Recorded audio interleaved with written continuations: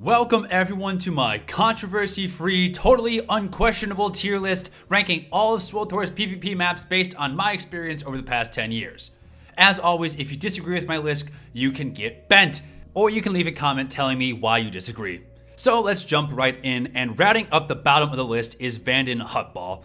I'll be honest, I despise this map because it doesn't really add anything to the game beyond more Hutball and an incredible amount of desync. As someone who doesn't like Hutball to begin with, this blatant reskin holds a bitter place in my heart, so it's going to live down here in D tier. In a similar vein, Questball's only unique feature is that it has a bunch of verticality, which is pretty neat, but unfortunately SWTOR's engine sucks at handling any sort of up and down movement, which means that there is a lot of desync on this map more than any other, and it did something original, which is neat, but at the end of the day, it's Hutball and a buggy one at that, so it's going to be a C tier. Finally, we come to Classic Hutball. Now, Hutball can be fun occasionally. There are moments of intense competition that can be genuinely enjoyable. However, the game mode is dominated by power techs, operatives, and tanks, and everyone else contributes significantly less to the objective. Plus, Hutball game modes make up 33% of the 8v8 queue, and it's just too much for my taste. I'm kind of sick of it, so I'm going to stick it here in C tier. The first arena on the list is going to be Mandalorian Battle Ring. I know that MBR can be fun if you're playing the right class. If you're a stealther or if you have a phase walk, MBR is great. However, I main a mercenary in solo ranked, and the marathons that I've spent trying to chase down stealthing and predating marauders makes me want to kick puppies. So for Duke's health, I have to put this map in C tier just because I'm bitter. The Ivern Ruins is going to be the first B tier map in my list because it's just a reskin of Civil War with an extra ramp to mid, and with the added bonus of kills contributing to the score. While the map is fine and I enjoy the domination game mode, it doesn't really shiver my timbers whenever it pops up. It just kind of exists. So I'm going to stick it here in the bottom of B tier. Proving Grounds is a weird map because I love Proving Grounds. It creates great cleave opportunities, interesting objective play, and it rewards kills and objective players alike. The issue is that the game doesn't really tell you how to play it, it's not intuitive, and so it leaves a good chunk of players confused as to what they should actually be doing. If there is a built-in tutorial on Proving Grounds, I think it could be S tier, but unfortunately it confuses more players than any other map, so it's going to live down here in B tier. Kroya Square is my next choice for B tier, mostly because it's a giant open flat box. Now this arena is less obnoxious to deal with than MBR, but it encourages some incredibly boring stealthers running off to Madagascar to heal to full over and over and over again while providing very little in terms of variety and engagements. It's just kind of a big flat square, so I guess it lives up to its name, B tier. Now Rishi Cove is going to live at the top of B tier for me. I could see it swinging wildly in either direction. It is absolutely tiny, which really changes the dynamic of most arenas. It has some engaging terrain, some verticality but not too much, some hiding spots that aren't too far away, some open areas, some obstacles. There's a lot of variety in this very small space. It can be S tier and it can be D tier, so I'm going to stick it here at the top of B tier.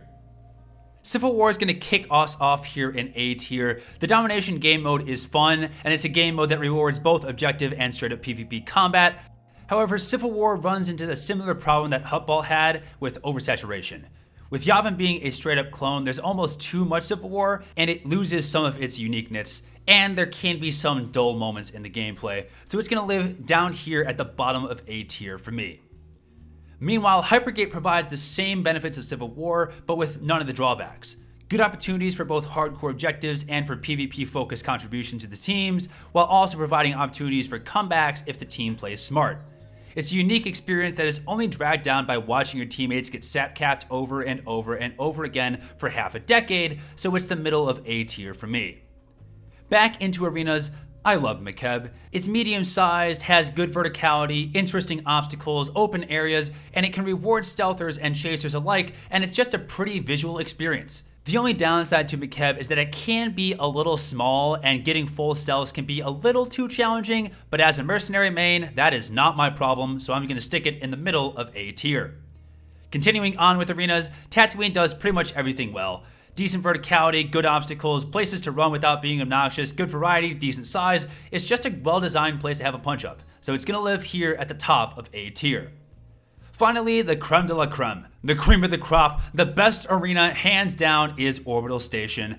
verticality that isn't obnoxious and rewards effective knocks, large spaces for stealthers to run to without being completely broken, a healthy combination of open ground and effective line of sight, phase walk potential that's effective but not overpowered. It's just the best arena in the rotation and is a strong S tier arena. Up next, we have Voidstar. This map has a supreme balance between rewarding effective PvP combat and creative objective gameplay.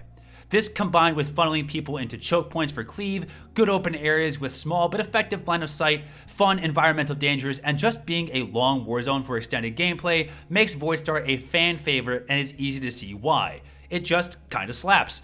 The only downside for Voidstar is that if the teams are extremely unbalanced, it can make for a very long grind. But frankly, this is just a fun place to play, and I don't think I'm going to get any pushback when I call this an S tier map. But what could possibly be better than Voidstar, I hear you say? This is probably going to be a surprising opinion, but I think that Novar Coast is the ultimate warzone, and easily sits at the top of my tier list. Like Voidstar, it combines effective objective gameplay with mandatory PvP combat.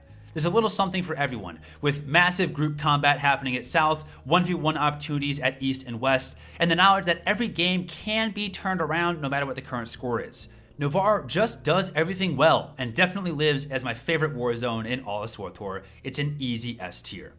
So that's my current list.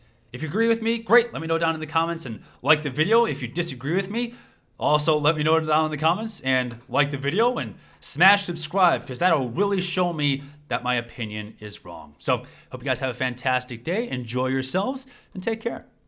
Bye-bye.